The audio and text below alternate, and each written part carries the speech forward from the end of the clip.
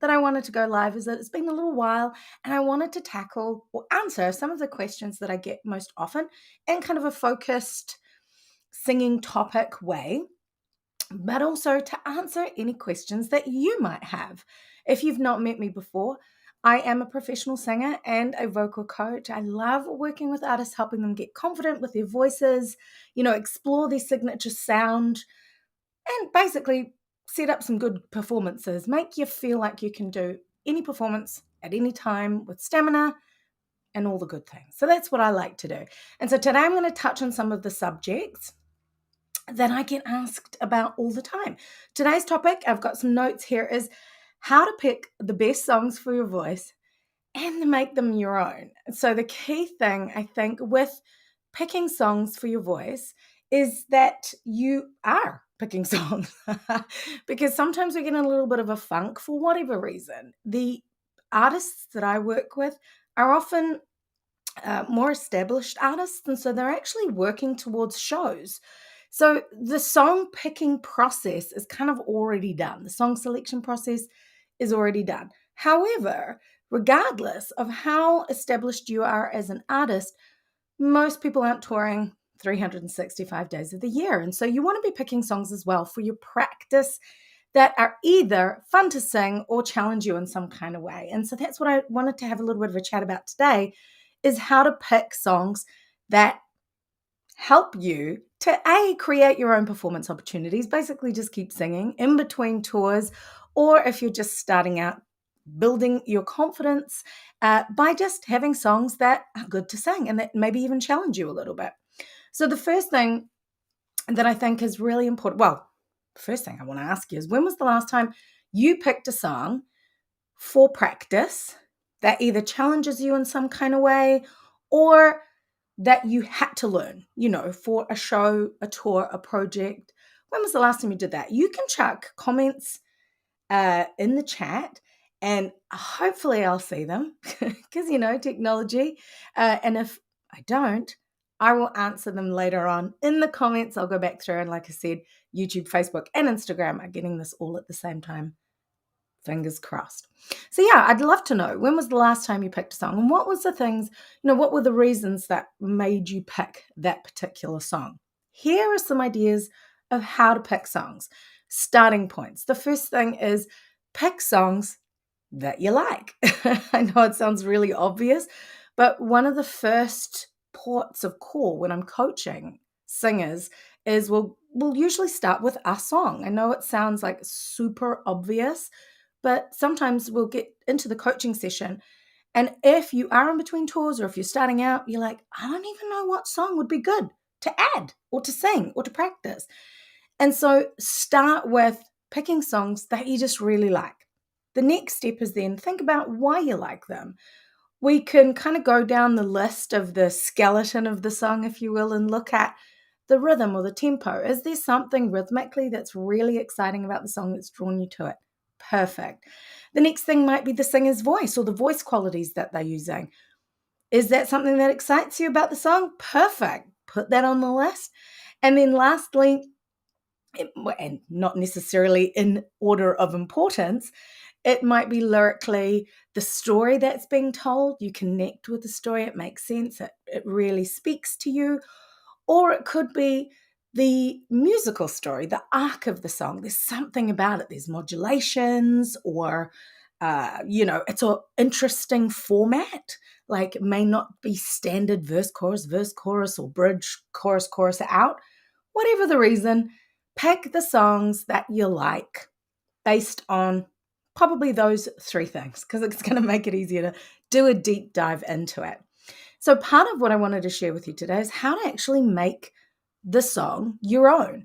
The easiest way to do that is, once you've got the song choices, and start, if you really want a challenge, start thinking about songs that are contrasting, if you want to challenge yourself. So if you've picked a song that you really like, that's a particular tempo or a rhythm, think about doing a contrasting tempo if you want to challenge yourself. That's how you can make it your own, both for practice, but also for, say, if you're wanting to pop up covers on YouTube and you're wanting to, stylize or make them your own.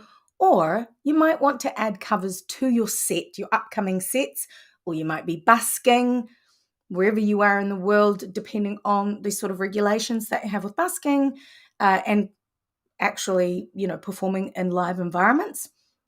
There are so many reasons why you want to pick songs to song study, but tempo is the first port of call that you can change to challenge yourself or to make the song your own. So we talked about tempo or rhythm being a reason that you might have picked the song.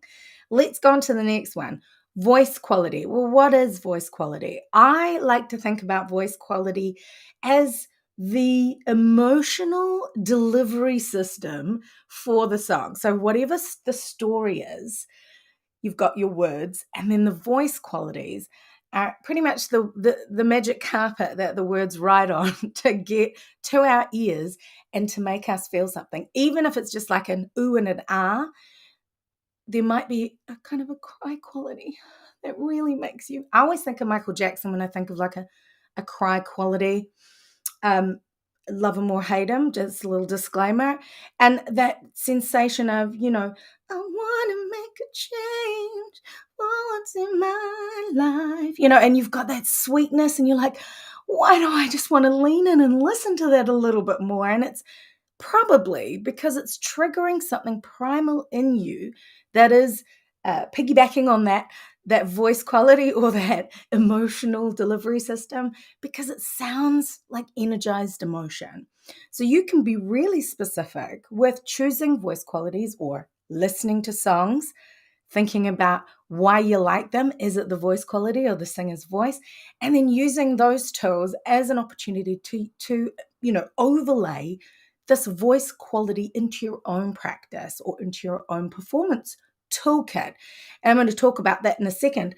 I have what I call a Singers Technique Toolkit that I've kind of cobbled together over the years that I just kind of feel is like at my hip, and I can pull and, draw from it to really enhance my performance in the practice phase. So when I'm polishing songs or deep diving like we're talking about now, and really making them my own and making sure I'm spotlighting the story with the right emotional quality. And so that's what I mean by voice quality, picking the voice qualities and thinking, is this something that I like because I can do it really easily? Like I'm super loud as a person, so belting for me is like pretty easy. But the cry quality or like the head voice, sweet tonality, not so much. I had to really work at that. And so I would choose songs in practice that really challenged that cry quality or that head voice tonality or voice quality for me. So that's how you might pick a song. That's how the voice qualities might play out picking songs. The third thing is the story. Now, lyrically, two things here. If you're doing covers, and there's nothing wrong with that, when you are engaging in the storytelling, it's important to actually like read the lyrics and like get into the song. And I know it probably sounds really obvious, but even just last night, I was having a chat with my husband, who's also a musician, and we were talking about, oh my God, this is embarrassing, but I've just discovered Catfish, the program. And so I'm obsessed, and I was trying to explain it to him, and I was like, yeah, and then this, it ends up being their ex-partner who's actually catfishing them, and he's like, oh, that sounds like the song Pina Colada. And I was like, what do you mean? And he was like, well, the lyrics in the song is like this, this, and this, and he kind of talked me through the story. Excuse me. I'm getting excited. He talked me through the story, and I was like, so often I just sing songs, often picking the songs because of the rhythm, picking them songs because of the singer's voice or the voice quality, no idea what the story is about. And sometimes the lyrics can be controversial. And as an artist or as a singer, you want to decide, is this the story that I would like to reinterpret or tell? But also, how can I get my own interpretation? How can I put my own twist on it because of my own stories or experiences? And that then can choose that can inform, say, your voice quality choices based on how you want to spotlight An example might be if a song is, the arc of the song is in the verses in the first chorus, oh, I really love you, and it's quite contemplative. You might use a lighter cry quality. And then in the song, you break up. And so you might be like, that was a bit annoying, but I still love you, and you kind of change the story or the intensity of the same line or message. And in the end, you're like, you know what, I'm over this. I love you, but thank you, goodbye, or whatever. And it becomes a little bit more elated, and maybe you'd use a belt. So that's how you could use voice qualities to inform the arc of the storytelling. So, last but not least, if you really want to make the stories your own, write your songs. Write some songs. Give it a go. There's nothing wrong with it. There's definitely no right or wrong, but there are conventions that you can work with, just like with the ones that I've explained with singing, where we know that key voice qualities are aligned primarily with certain sounds. So if we want to be intentional as singers and we want to craft really powerful performances, it makes sense to go with the things that we know and then tweak and personalize based on our own experiences or how we want to tell the story. So that is a fast and furious rundown of how to pick the best songs for your voice. Let's recap. Pick songs you like singing. Pick songs that excite you because of the music in some way or the singer's voice or lyrically. Then go back and take a deep dive into the song and maybe tweak some of those elements if you're wanting to, rejig the song, personalize it, check the tempo, change it. If it's a fast song, contrast it into a slow song, make it a slower tempo. If you want to yell the song and make it a screamo version, and it's like an Adele or a Celine Dion song, those are pretty contrasting. That's a contrasting voice quality, but man, that'll be so exciting. One example I've heard recently, and a song that is a great song actually, is a song study to practice voice quality and emotion, is Creep by Radiohead. I've heard so many cool mashups of that song that are really great. And it's a neat way of taking such a cool story and just flipping the script essentially, flipping it onto its head. So that's a cool way of changing voice quality and tempo. And then a reminder about the lyrics. Whilst you can certainly mess with lyrics if you're doing a cover, and I'll give you an example. When I used to sing the Ed Sheeran song, what is it called? Oh my God, I can't even remember. Yeah, you know the one, right? So he would say she, and I would change the lyric to he. So, you can take some artistic license in that respect so that the perspective is your own. Like, totally. I think that's great. But if you're really like this, no songs are speaking to me, I cannot do this or get this story across, consider writing your own songs.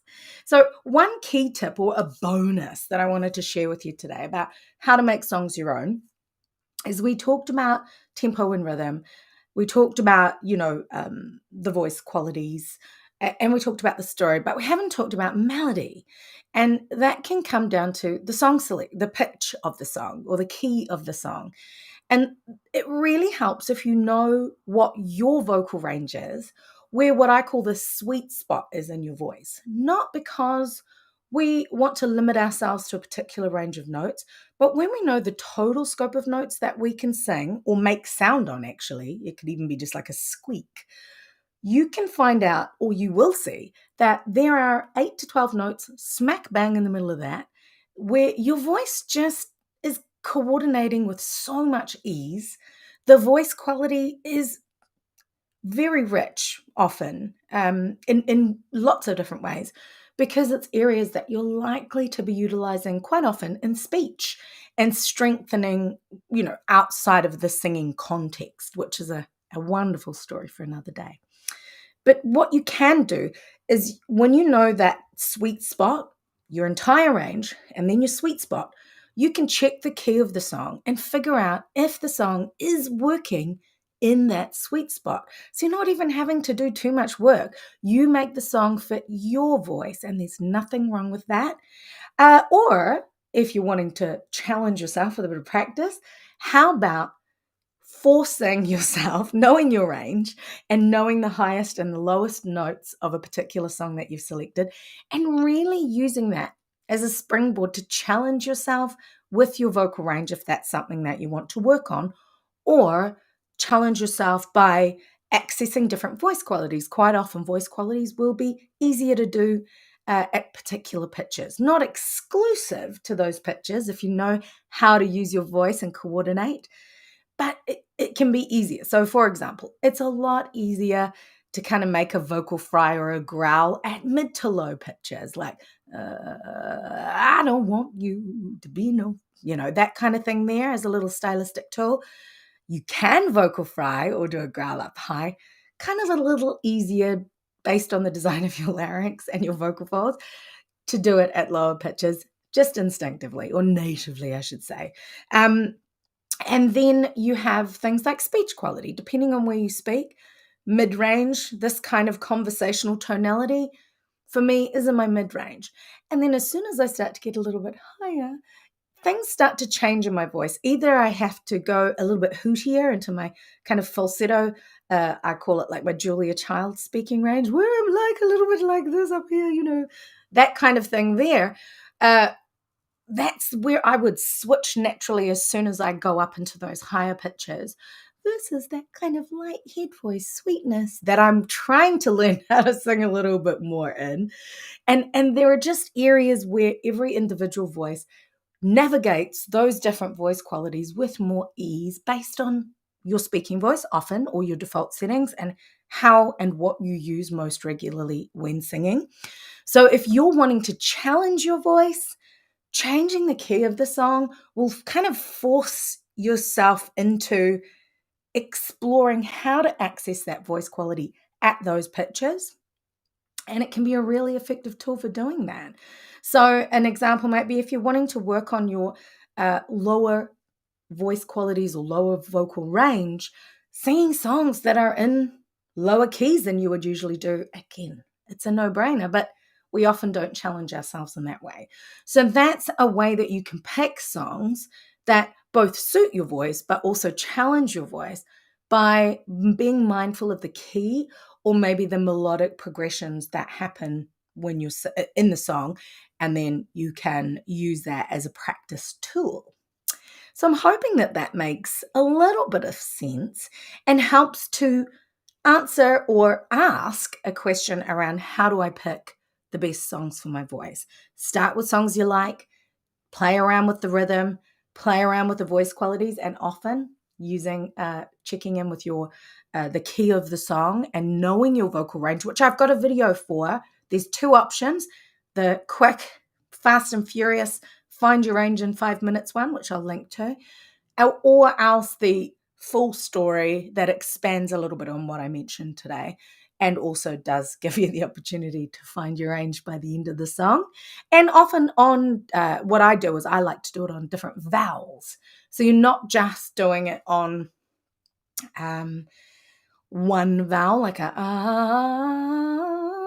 And I like to look when I'm working with my coaching clients at when they have those voice quality changes. Some people call them vocal breaks. I like to think of them as just the coordination change points between one voice quality and the next, and where that happens just naturally. And that was a little bit about what I was mentioning before of where your voice just kind of sits, what your default settings are. Nothing wrong with that because we're all unique and individual, but it's good to know where those points are, because when you are putting a song into a particular key for yourself, what might happen is the song itself is really hitting a lot of the sweet spot notes that I mentioned earlier, but there's just one transition, one little riff or one little run that happens to occur across a particular vocal coordination change point. And if you were to just change the key, not only lower, but higher, you might be able to get the key of the song into a place where that transition change point isn't quite so jarring for you. You have more control over it. And then that's an easy way of making the song your own. You've changed the key based on what you know about your own voice. And I think that exploration of tools of how to kind of troubleshoot like this comes from having that Singers Technique Toolkit. I'm excited. I'm going to do a little segue because I have finally put together all of my online resources that I use when I'm coaching my one-on-one clients into an 8-week online coaching course with like live weekly coaching like this, where you can learn the tools that can be personalized into your own Singers Technique Toolkit so that you've just always got these little options. And if you want to know about that, you can jump on the wait list because it doesn't open for a little while. It'll be running in September, but you can jump on the wait list and find a little bit more about what that is and see if that's a bit of what you want. But we certainly will be talking about personalizing songs. In fact, the first module is all about picking the right song for your voice. And we're going to use that as an opportunity to overlay and figure out what tools, what technique tools we want to practice, extend, develop, play around with so that we can, just play and explore our voices. The more you explore your voice by picking songs and challenging yourself to perform, the hard work really gets done in your practice so that when you get to the stage, you've already made all those decisions, you've pulled all those tools from your toolkit, and you've polished the song to a point that you feel like you've made it your own, you're telling the story or you've interpreted it in your own way. And that builds that confidence around performing because you're like, I know what I'm doing. The song's in the right key for me. I've put it at the right tempo that helps to serve the storytelling. I understand the message if it's a cover or you've written it yourself to get your point across. And then you're just really able to converse because that's what it is at the end of the day. The performance is just like, what we're doing here, you and me having a chat, having a yarn, but with some music to the background and telling a story that we feel might connect or help others to feel something. It's very exciting. I get excited. What do you think? Do you have questions about how to pick a song? I mean, obviously, there's lots more tricks and tips, which I'm going to delve into over this month of August. So next week at the same time, this is Wednesday, the 10th of August. I like to start it at about 1 o'clock New Zealand Standard Time, which is 6 p.m. I'm checking. I can't remember if it's Eastern or Pacific, but yeah, have a little look at a time and date converter and you'll see, I think it's 6 p.m. Pacific the night before because New Zealand's ahead, 9 p.m. Eastern, or invert those, sorry, haven't got it at the top of my head. But I'm going to talk about like the number one thing you can do to practice songs effectively and to help this process of making them your own once you've picked them, plus a few other tips over the next month. So I really hope that you'll join me. Let me know if you've got questions. I haven't seen anything come up, but that doesn't mean that things haven't popped up because of my tech setup. So what I'll do is once I've finished, I'll pop into the chat, into the comments, and I will answer them. Plus, if you have questions, just all over questions, anything to do with singing, you can comment, DM, PM, and I will answer them in the next live. So yeah, thank you for hanging out with me. If you're watching on YouTube, hit the subscribe and the notifications button so that you can see when these come up, any replays, any extras that I throw at you. And Instagram, hello and thank you for hanging out with me. Facebook as well. Make sure you're following so that we can connect and I can share as many of the excited thoughts I have about singing with you again real soon. Have a great day.